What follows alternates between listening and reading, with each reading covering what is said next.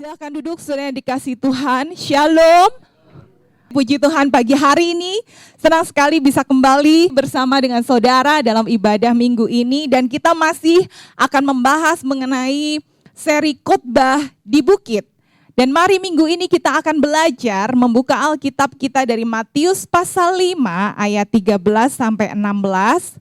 Dan judul khotbah pagi ini adalah garam dan terang.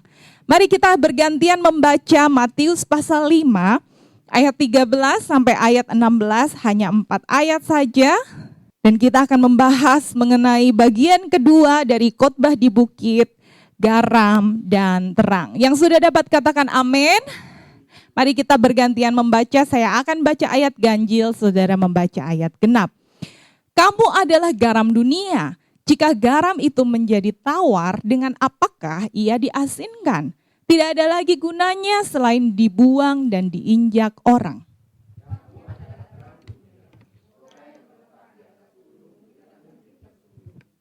Lagi pula, orang tidak menyalakan pelita, lalu meletakkannya di bawah gantang, melainkan di atas kaki dian, sehingga menerangi semua orang di dalam rumah itu.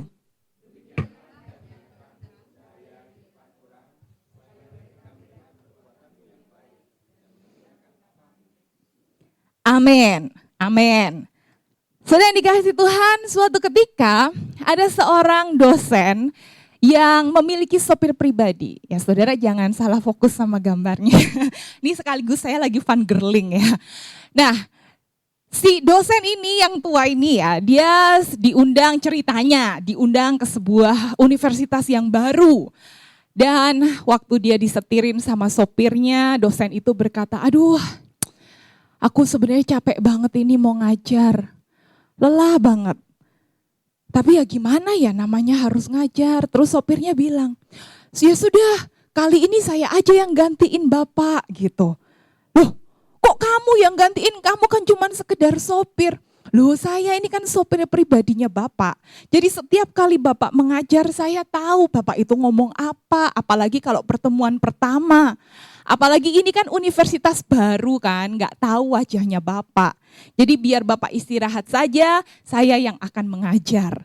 Lalu ceritanya pada saat mereka sampai di universitas yang ditentukan, si sopir ini masuk ke dalam kelas dan mengajar. Dia dengan fasihnya mengajar seperti apa yang selama ini dia dengar dari dosen. Wah, dosen itu senang sekali, dia punya asisten ya kan. Sopir itu bisa mengajar dengan fasih sampai tiba waktunya sesi tanya jawab. Pada saat sesi tanya jawab, mahasiswa bertanya, Pak, saya itu setuju dengan apa yang Bapak ajarkan. Tapi masalahnya bagaimana melakukannya, bagaimana menerapkannya. Saya mengalami kasus A, B, C, D, E. Waduh, lalu sopir itu langsung deg-degan ya kan saudara.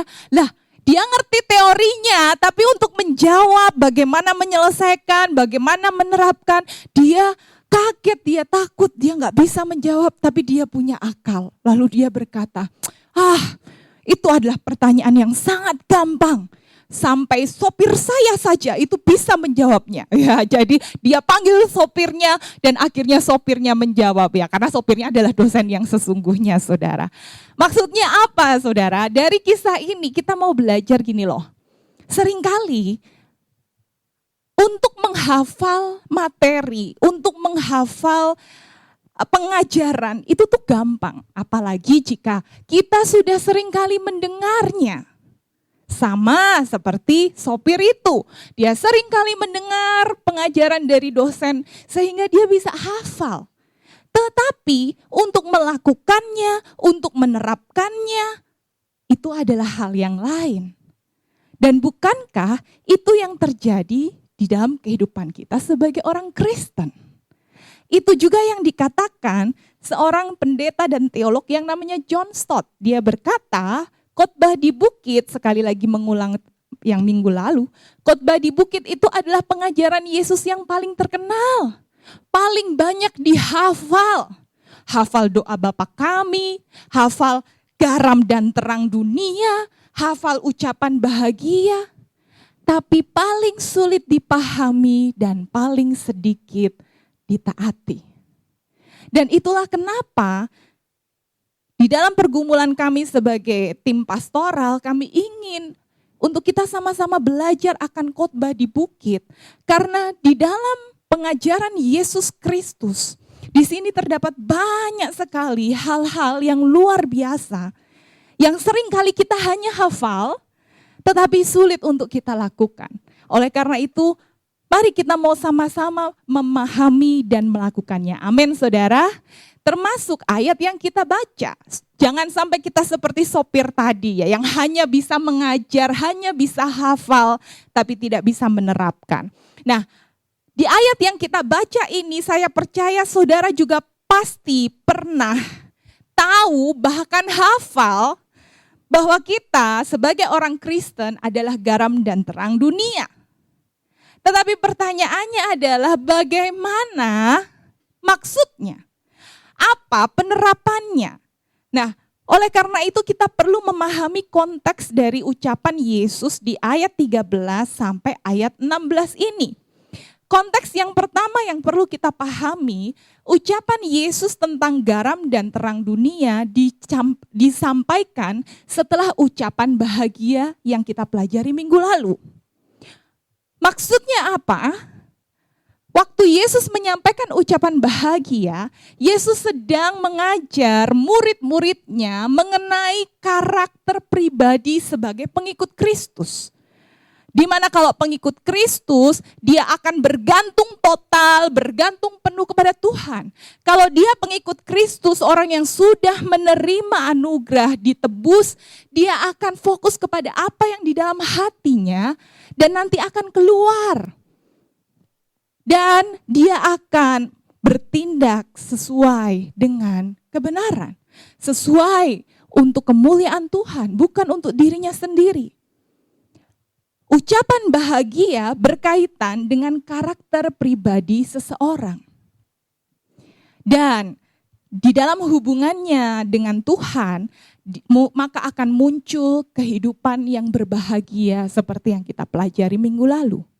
Tetapi di ayat 13 sampai 16 ini adalah hal yang berbeda. Di ayat 13 sampai 16 Yesus sedang menggambarkan garam dan terang sebagai pengaruh seorang pengikut Kristus. Kalau di ucapan bahagia itu di dalam untuk dirinya sendiri, bagaimana dia mengalami kebahagiaan sejati. Tetapi di ayat 13 sampai 16, garam dan terang itu menggambarkan kita pasti akan membawa pengaruh bagi orang sekitar kita. Amin, saudara. Sehingga kehidupan orang Kristen tidak bisa hanya kehidupan yang individualis, kehidupan yang sendirian di rumah, cuma nonton YouTube di kamar. Tidak bisa demikian. Kehidupan orang Kristen adalah kehidupan yang memberi pengaruh kepada orang lain. Lalu yang kedua adalah untuk memahami garam dan terang, kita harus kembali kepada masa Yesus hidup. Kalau sekarang garam dan terang itu tidak terlalu berharga. Kalau saudara nggak punya garam di rumah, saudara bisa ganti. Dengan apa ibu-ibu? Oh, jadi jangan-jangan nggak ada yang bisa masak. Kalau nggak ada garam bisa diganti sama Royco, bisa diganti sama MSG, bisa diganti sama kaldu, jamur, dan lain sebagainya. Atau kalau tidak ada terang, kita bisa mencari senter, kita bisa ada handphone, dan lain sebagainya. Tetapi pada masa dulu, masyarakat kuno di zaman Yesus itu sangat paham makna garam dan terang. Karena mereka tidak bisa hidup tanpa garam dan terang. Bahkan bangsa Romawi itu percaya tidak ada yang lebih berharga daripada garam. Kecuali matahari. Zaman dulu tentara-tentara itu dapat upah garam, saudara, bukan uang. Pada masa kuno.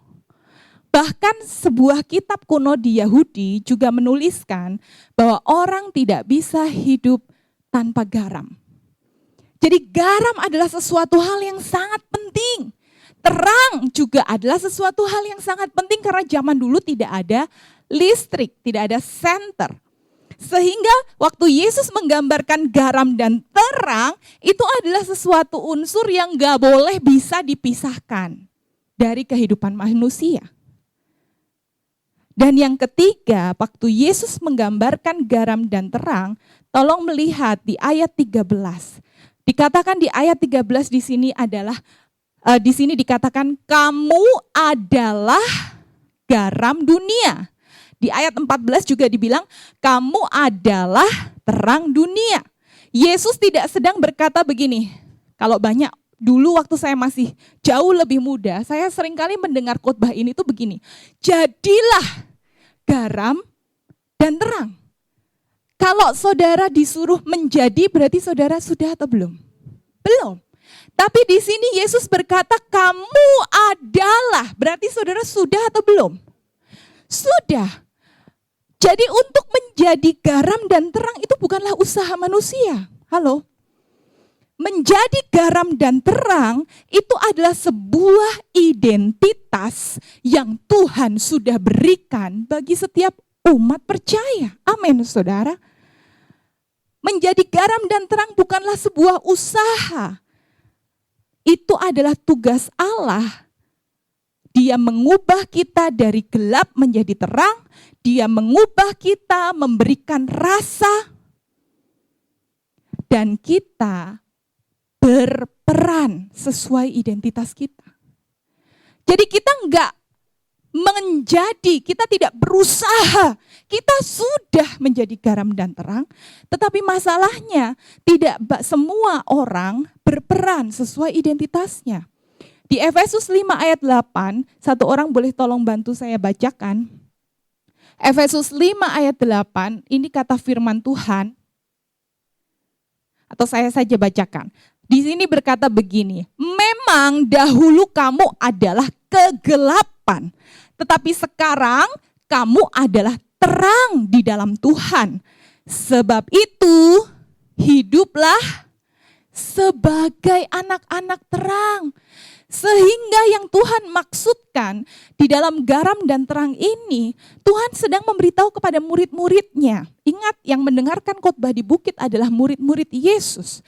Yesus sedang berkata, kamu sudah diubah oleh Tuhan, kamu sudah dipindahkan dari gelap menjadi terang, kamu sudah diberikan rasa garam, asin. Oleh karena itu, hiduplah, berperanlah sesuai identitasmu.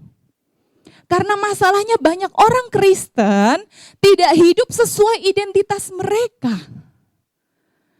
Sehingga ada banyak orang yang tidak suka dengan kekristenan, ada orang yang bahkan mengejek gereja. Karena ada banyak orang Kristen yang mengaku religius, ke gereja, baca Alkitab, tapi hidupnya tidak berperan seperti identitasnya. Salah satunya yang paling terkenal adalah Mahatma Gandhi. Dia berkata, aku suka Kristus, tapi aku tidak suka orang Kristen. Karena pada saat dia mau datang ke gereja, dia tidak boleh masuk hanya karena dia kulit hitam. Berapa banyak orang-orang yang tersandung dengan orang Kristen, tidak mau ke gereja karena melihat ayahku, ibuku, guruku, dosenku Kristen, tapi hidupnya demikian.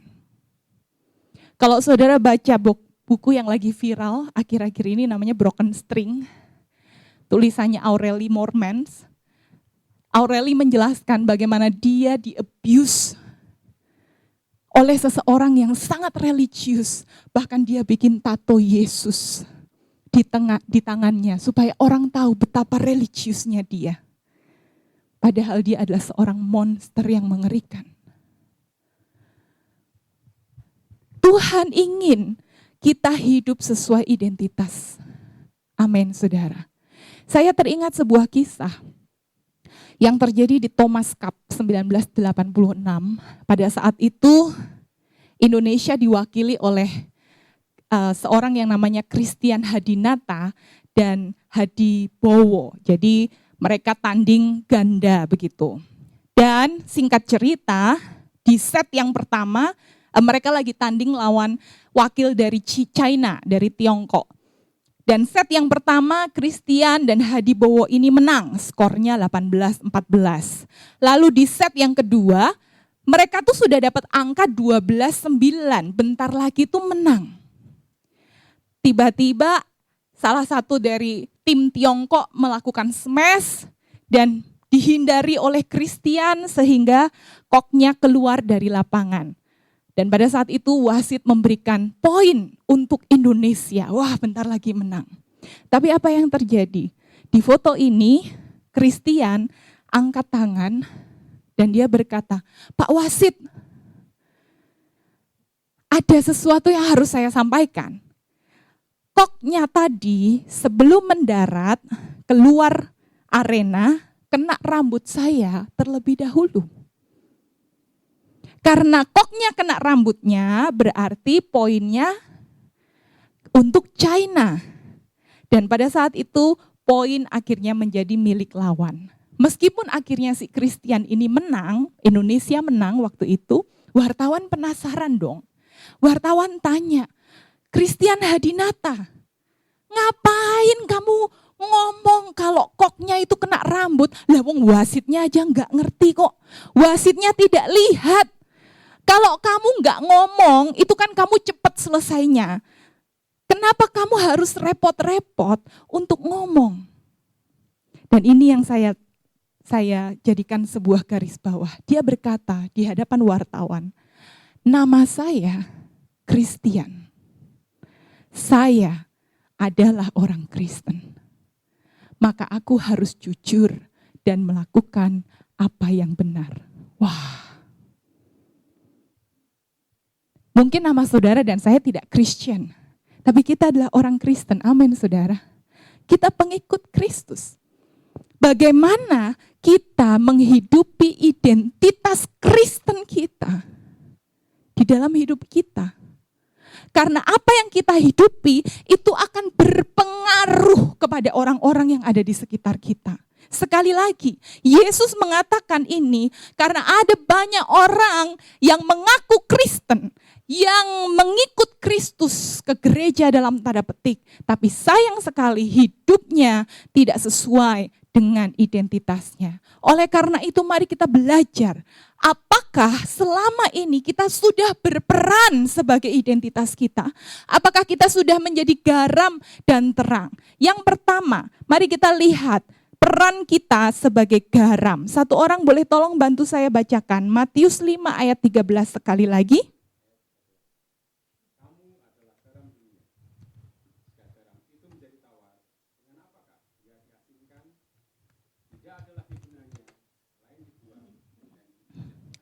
Amin. Di sini dikatakan kamu adalah garam dunia. Kata garam sangat erat kaitannya dengan rasa asin. Kalau saudara melihat ada butiran putih-putih di rak bumbu saudara, tapi pada saat saudara rasa itu ternyata itu manis, itu garam atau bukan? Bukan, itu gula.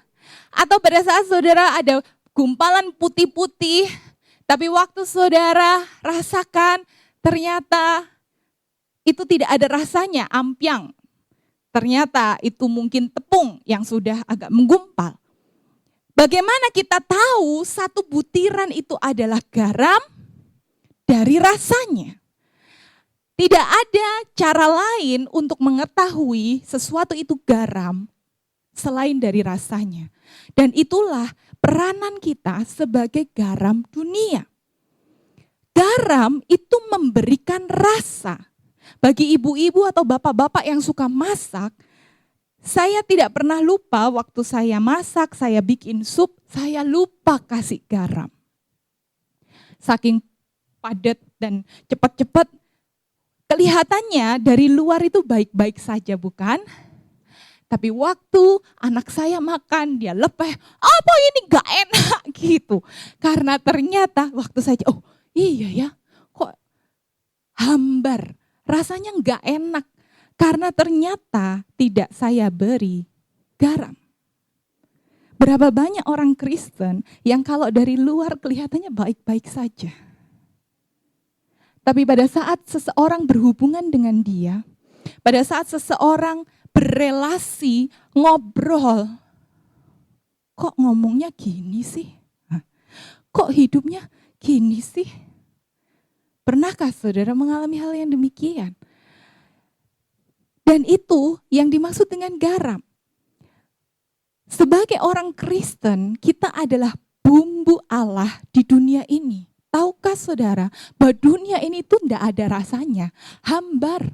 Betapa banyak orang-orang yang merasa hidup ini nggak ada rasanya. Pengen mati saja. Lebih baik aku tidak dilahirkan di dunia ini. Karena dunia ini nggak ada rasanya. Hambar, tidak ada kesukaan di dalam dunia ini.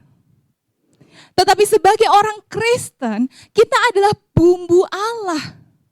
Untuk apa? Memberikan rasa. Mungkin mari kita baca Kolose 4 ayat 6 supaya kita paham apa yang dimaksud dengan memberikan rasa. Satu orang boleh tolong bantu saya bacakan ayat yang ada di depan ini.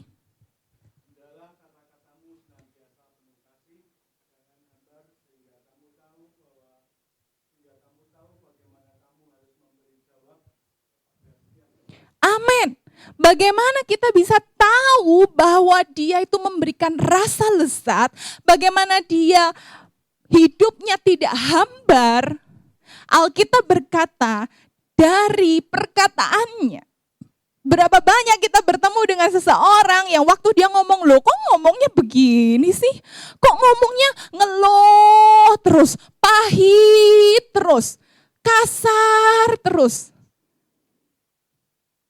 Itu bukan garam. Firman Tuhan berkata, hendaklah kata-katamu senantiasa penuh kasih. Bagaimana kita bisa memberikan rasa di tengah dunia yang sudah hambar dan hampa ini? Pada saat kita memberikan perkataan yang penuh kasih. Dari mana kita bisa berkata-kata dengan penuh kasih? Sebelumnya kita sudah diberi terlebih dahulu. Amin, saudara. Karena Yesus sudah mengasihi kita. Yesus sudah memberikan kepada kita kebahagiaan. Sehingga kita bisa memberikan rasa. Kita bisa memberikan semangat. Kita bisa membangkitkan selera hidup bagi orang lain. Kalau orang bertemu dengan kita dengan segala permasalahannya. Dan kita berkata, ya memang hidup itu memang ngeri. Udahlah, mati aja lah kita. Hidup itu memang gak ada enak-enaknya. Memang, tetapi kita ditempatkan oleh Tuhan di dunia ini. Kita memberikan rasa, amin saudara. Karena ada tujuan Tuhan dalam hidup saudara dan saya. Kita tidak hidup di dunia ini tanpa tujuan. Benar tuh, di dalam dunia ini penuh penderitaan, kesusahan. Tetapi Yesus berkata, kuatkanlah hatimu. Aku mengalahkan dunia. Kita ditempatkan di dunia ini ada satu ataupun lebih tujuan dari Tuhan buat kita. Amin saudara. Ini yang memberikan kita rasa. Ini yang membuat kita bisa melayani orang dengan kasih.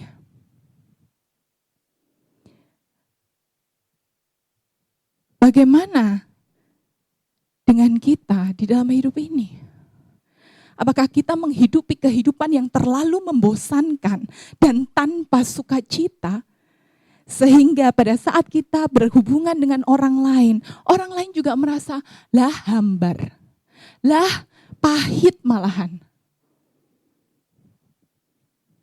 Salah satu praktek untuk kita menjadi garam adalah lewat perkataan kita. Dan perkataan kita dihasilkan dari hati yang bersyukur, dari hati yang berbahagia karena Tuhan buat kehidupan kita. Amin saudara.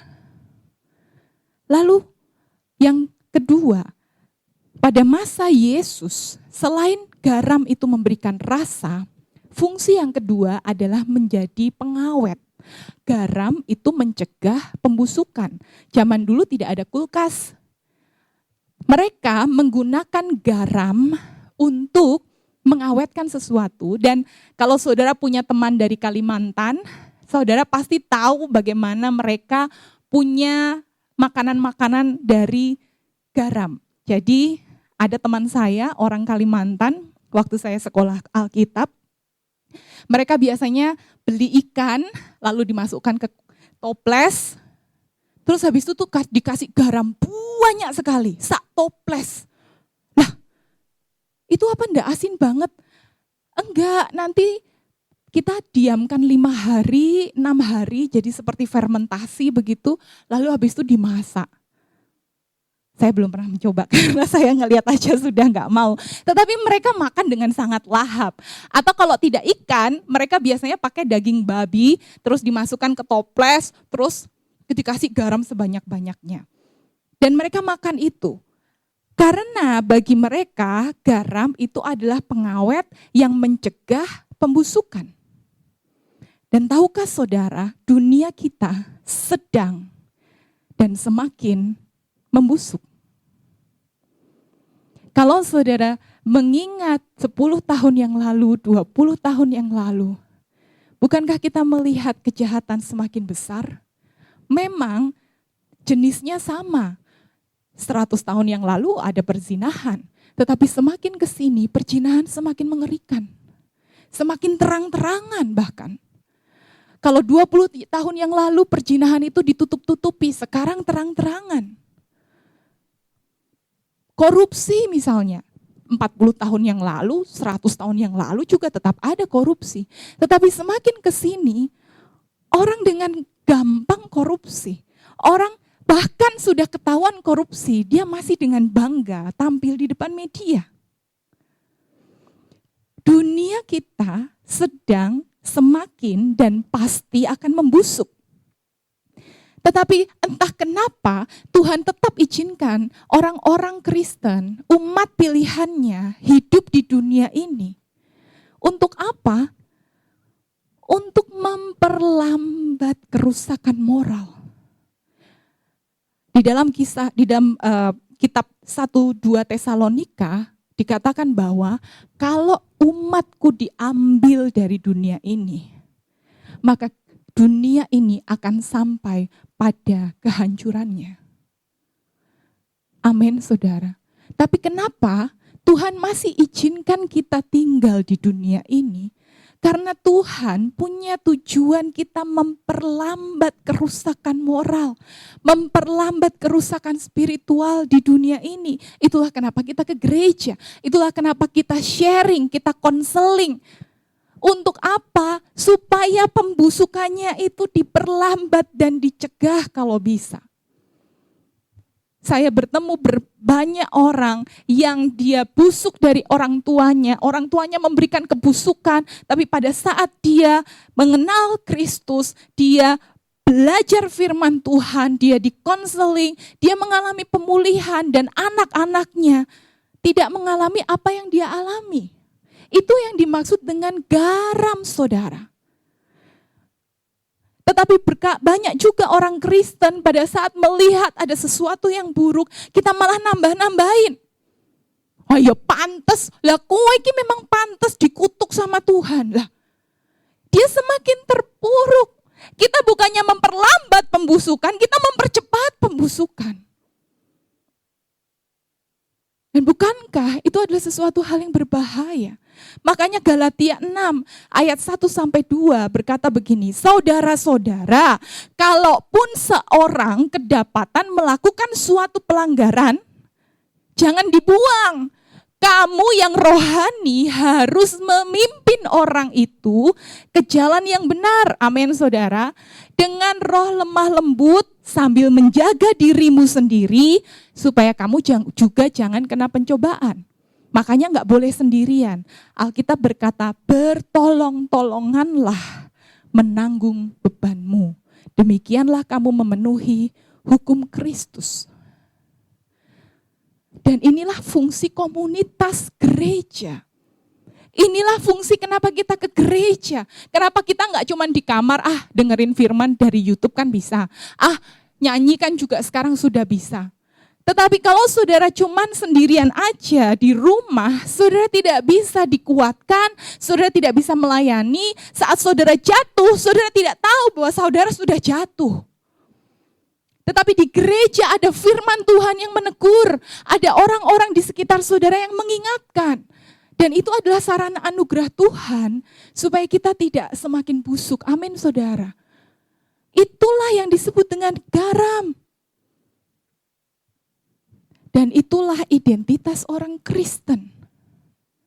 Tetapi menarik sekali di ayat 13 dikatakan, jika garam itu menjadi tawar, dengan apakah ia diasinkan, tidak ada lagi gunanya selain dibuang dan diinjak orang. Loh, apa maksud kalimat yang kedua ini? Pada masa zaman Yesus, pada saat orang butuh garam, orang akan pergi ke laut, terutama laut mati, karena di sana kadar garamnya sangat tinggi, saudara. Dan garam di sana itu seperti bongkahan batu. Lalu orang akan mengambil, lalu menyaring, memproses, sehingga setelah disaring dan diproses, ternyata ada butiran-butiran yang asin, maka dia akan disisihkan menjadi garam.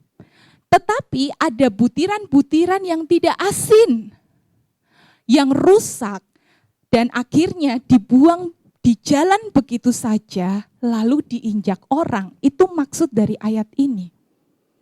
Kenapa dibuang? Ya karena tidak asin. Dan kalau garam tidak asin, sekali lagi itu bukan garam.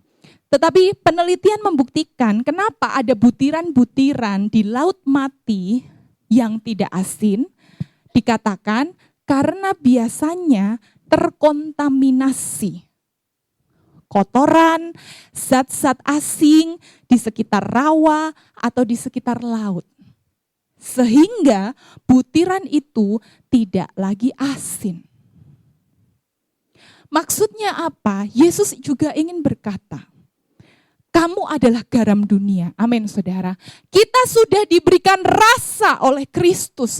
Kita diberikan kasih terlebih dahulu. Yohanes berkata, bukan kamu yang mengasihi aku, tapi aku yang terlebih dahulu mengasihi kamu. Yesus memberikan kasih itu, Tuhan Yesus memberikan rasa itu terlebih dahulu.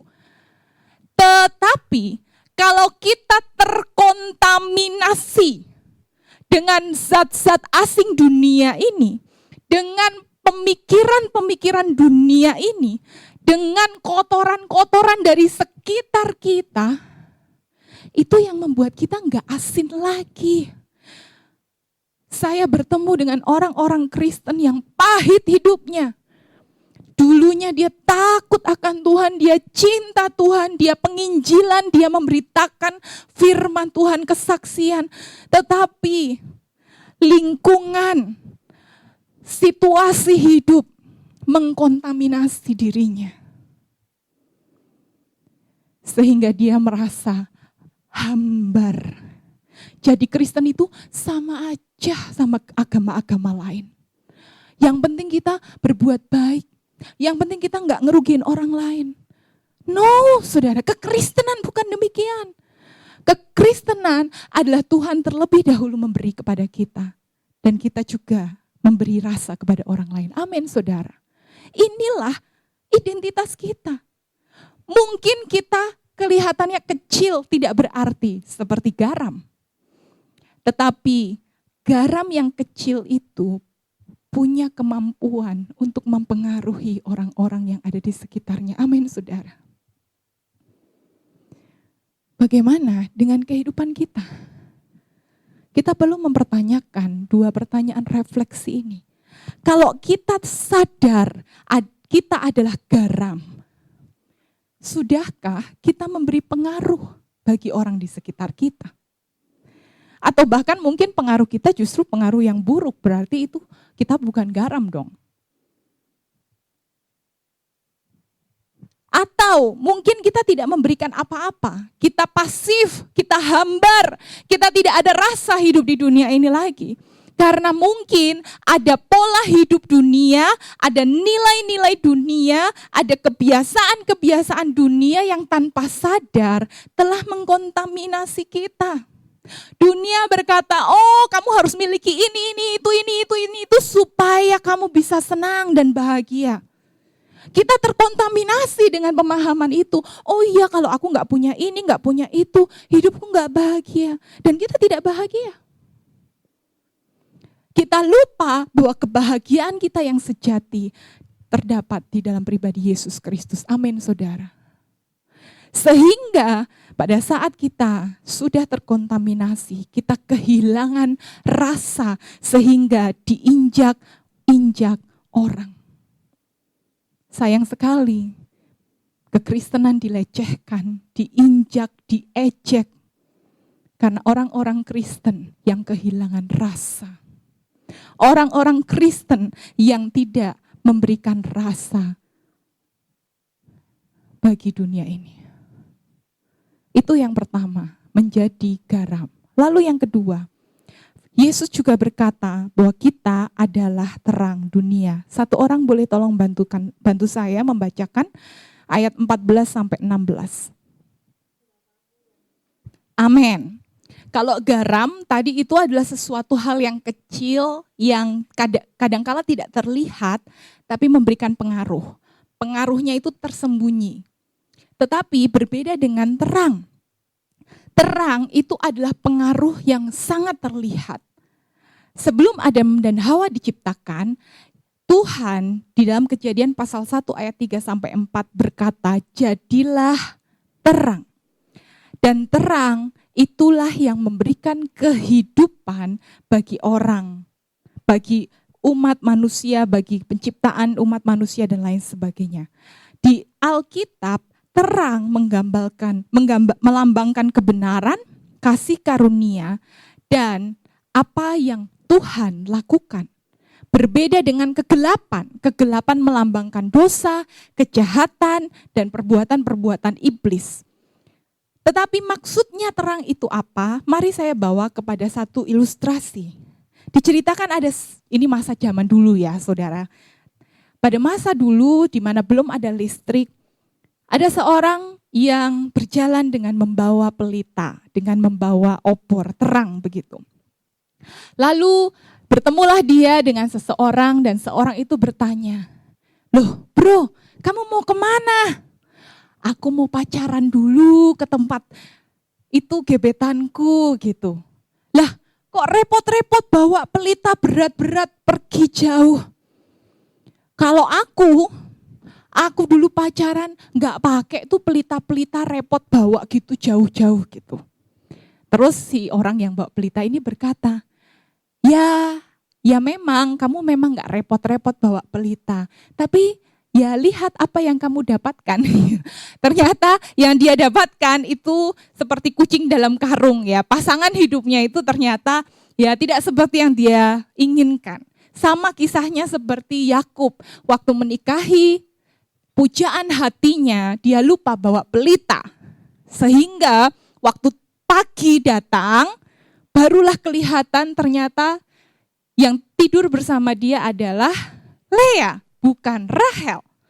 Begitulah yang dimaksud dengan terang. Kalau tidak ada terang, orang seringkali tersesat. Orang seringkali membuat keputusan-keputusan yang merugikan atau membuat seseorang menyesal. Oleh karena itu, waktu Yesus berkata, "Kamu adalah terang," Yesus sedang ingin berkata begini, sebagai terang, kita akan menolong orang melihat kebenaran. Yesus berkata, "Aku adalah jalan dan kebenaran dan hidup." Di sisi yang lain, Yesus juga berkata, "Aku adalah terang dunia." Bagaimana seseorang bisa melihat terang dunia? Bagaimana seseorang bisa melihat Kristus kebenaran? Mereka butuh pelita-pelita kecil. Mereka butuh terang yang ada di sekitarnya. Dan itulah peranan kita sebagai orang Kristen. Kita diharapkan sebagai terang dunia, terangnya Tuhan, menolong orang melihat kebenaran. Sehingga melalui kehidupan kita bisa membimbing orang-orang bisa mengenal Yesus. bisa membimbing orang-orang kepada Kristus yang adalah sang terang. Berbeda dengan orang Farisi, Yesus berkata, kamu itu seperti orang buta yang menuntun orang buta. Tetapi Yesus berkata kepada murid-muridnya, kamu terang dunia. Kamulah yang disuruh Tuhan untuk menuntun orang-orang buta bertemu kepada terang seperti Paulus bertemu kepada sang terang dan dia bisa mengenal Yesus. Itu adalah peranan terang dunia. Dan sekali lagi, terang ini tidak bisa ditutupi. Mazmur 119 ayat 130 berkata, bila tersingkap firman-firman-Mu memberi terang, memberi pengertian kepada orang-orang bodoh. Bagaimana orang-orang yang tidak mengenal Kristus, bagaimana anak-anak kita yang masih muda bisa mengenal terang? Ya lewat kita. Amin saudara. Melalui apa? Firman Tuhan. Sehingga melalui cara hidup, perkataan kita, sikap kita, kita menuntun orang kepada terang dunia. Pada suatu kali, salah seorang pengajar yang saya kenal bertemu dengan seorang Amerika yang ateis. Diceritakan mereka ada di satu flight, satu pesawat. Dalam percakapan mereka, si Amerika ini tahu kalau pengajar kenalan saya adalah seorang dosen, seorang Kristen, pendeta. Lalu dia bertanya, oh kamu orang Kristen ya? Kamu percaya Tuhan dong?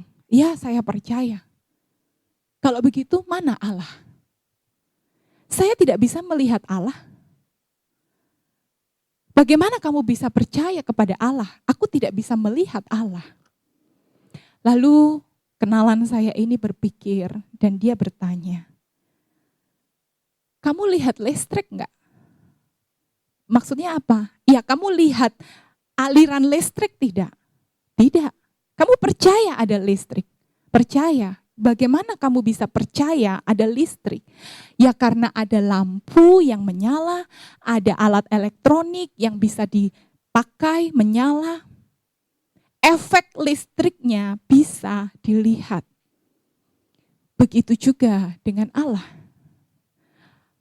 Pada saat kamu ingin melihat Allah, mungkin kamu gak bisa lihat Allah secara fisik, tetapi kamu bisa melihat efek dari Allah.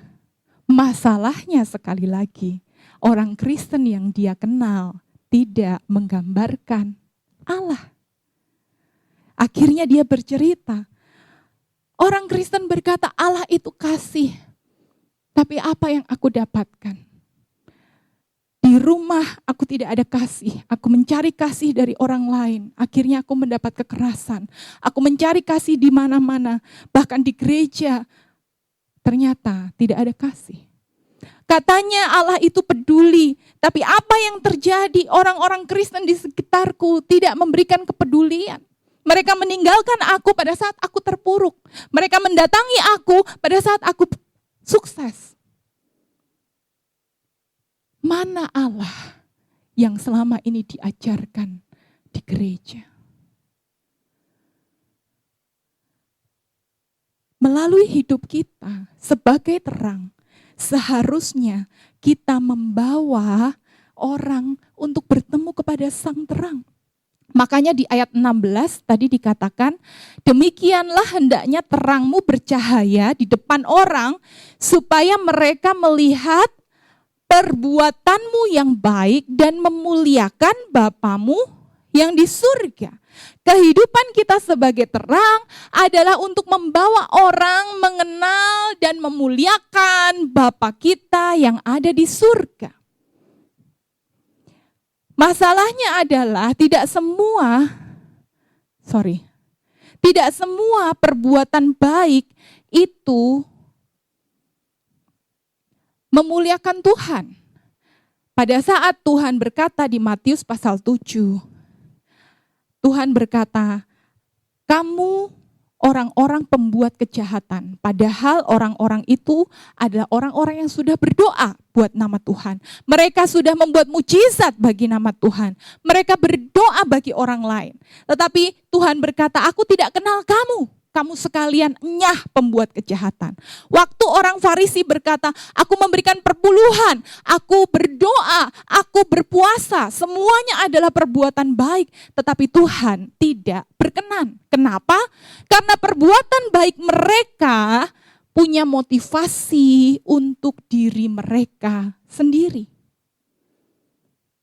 Sehingga seorang penulis buku berkata, perbuatan baik yang tidak dievaluasi motivasinya bisa jadi kejahatan yang tersembunyi.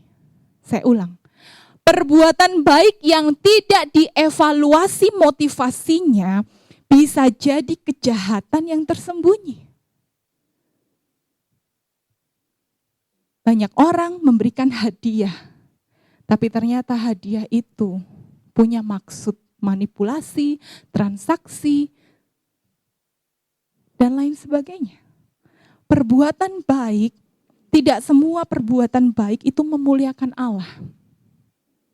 Tetapi di ayat 16, perbuatan baik kita dipakai untuk membawa orang memuliakan Bapa kita yang ada di surga. Amin, saudara.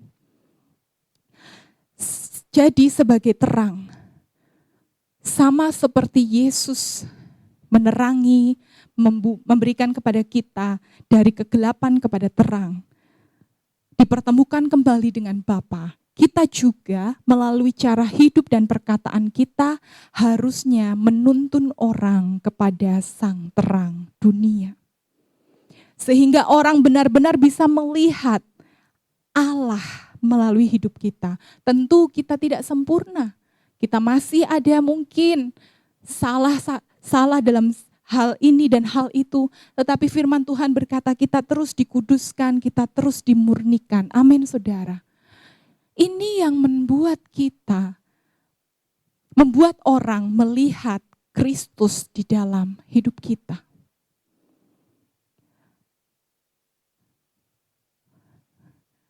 Tetapi menarik sekali, Yesus menjelaskan di ayat 14 dan 15, kota yang terletak di atas gunung tidak mungkin tersembunyi, lagi pula orang tidak menyalakan pelita lalu meletakkan di bawah gantang. Apa maksud perkataan ini? Yesus sedang ingin berkata, iman seseorang pasti akan terlihat. Amin, saudara. Tidak bisa tersembunyi, seperti kota yang terletak di atas gunung gak mungkin tersembunyi. Bahkan kalaupun mungkin saudara merasa, aku dari kota kecil, aku dari keluarga yang kecil, aku orang yang kecil. Tetapi firman Tuhan berkata, kamu adalah terang dunia dan kamu gak akan bisa tersembunyi, pasti akan kelihatan. Amin, saudara. Tapi ayat 15, ada orang yang menyalakan pelita dan meletakkan di bawah gantang. Maksudnya apa? Pada masa itu, pelita itu dipakai untuk menerangi rumah tentu saja. Dan pelita itu ditaruh di tempat yang terbuka, supaya semua orang lihat. Nah, gantang itu apa? Gantang itu adalah ukuran biji-bijian pada zaman dahulu. Ada ukuran cupak, ada gantang, itu sekitar 8,75 liter.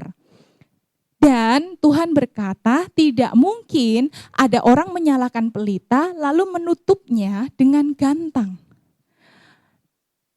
Tetapi ada orang yang melakukannya. Dan kalau orang itu melakukannya, maka pada masa itu jelas sekali itu adalah sebuah kebodohan. Karena pelita itu tidak untuk ditutupi, pelita itu untuk ditunjukkan. Dan kalau ditutup dengan gantang, itu adalah suatu hal yang tidak masuk akal, itu adalah suatu kebodohan. Masalahnya adalah banyak orang Kristen malah menutupi terangnya, menutupi identitasnya di dalam Kristus. Kenapa? Ya, janganlah orang lain tahu kalau aku Kristen. Udahlah, diem-diem aja. Karena ternyata sebenarnya hidup kita juga ada banyak kompromi-kompromi dengan dosa. Hidup kita seharusnya mencerminkan sesuatu yang lebih dari apa yang dimiliki dunia ini. Siapa itu? Yesus. Dan kalau kita adalah terang, kita tidak akan bisa tersembunyi. Pasti akan ketahuan kalau kamu orang Kristen.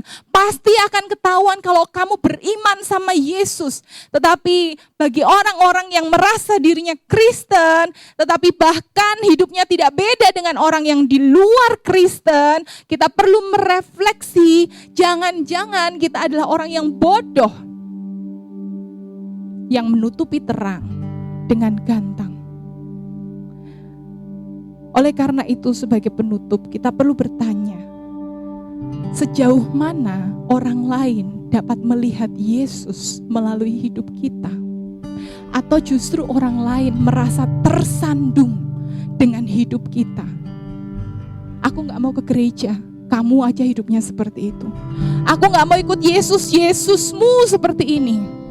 Yesus seperti apa yang kita tampilkan kepada keluarga kita? Yesus seperti apa yang kita tampilkan kepada orang-orang di sekitar kita? Kalau kita adalah terang, kita pasti akan memancarkan Kristus. Sedikit demi sedikit, terang itu akan semakin besar. Dan pertanyaan kedua, apakah saya pernah menutupi terang saya? Mungkin karena takut ditolak, mungkin karena tidak nyaman, atau untuk kepentingan diri sendiri yang lain. Yesus sedang ingin berkata, kamu sudah menjadi terang dan garam. Hiduplah sesuai dengan identitasmu. Karena identitas itu diberi oleh Kristus melalui penebusannya di kayu salib.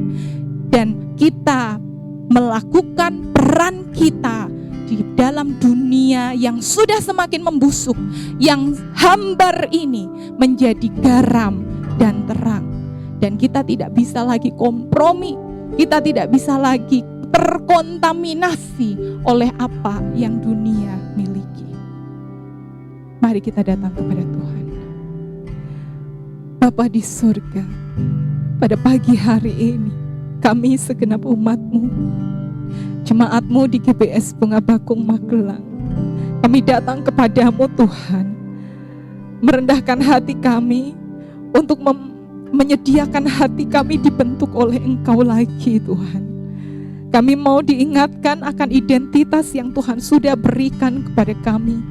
Tuhan ampuni jika selama ini perkataan kami masih hambar Tuhan, atau bahkan pahit.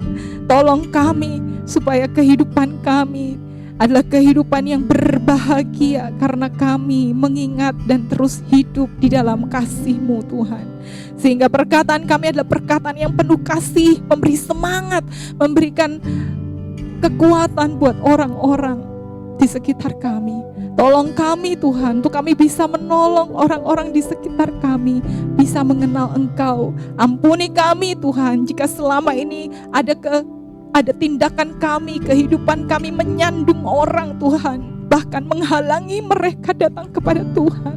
Ampuni kami Tuhan, kuduskan, murnikan, dan sucikan setiap umat-Mu di tempat ini, supaya kami dapat berubah, meninggalkan hidup kami yang lama, dan menghidupi hidup yang penuh tujuan daripada Tuhan. Seberapa panjang, seberapa sisa umur kami percaya Tuhan tidak kebetulan dan Tuhan tidak salah masih menempatkan kami di bumi ini.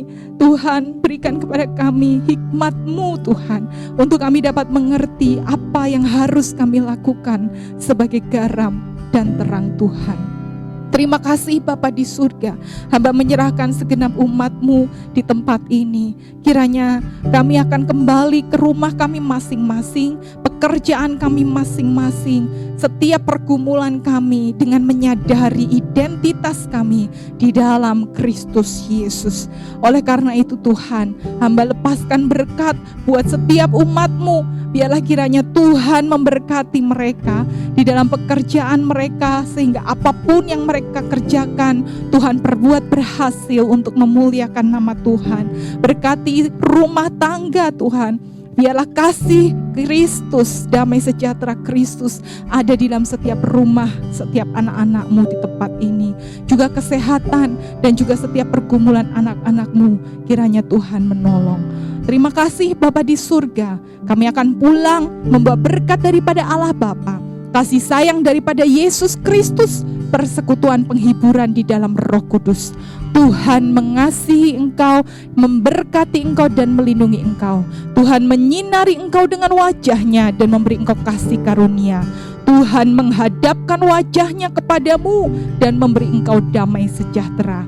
Hari ini, minggu ini, sampai Maranatha, Yesus datang yang kedua kali. Di dalam nama Tuhan Yesus, haleluya, amin.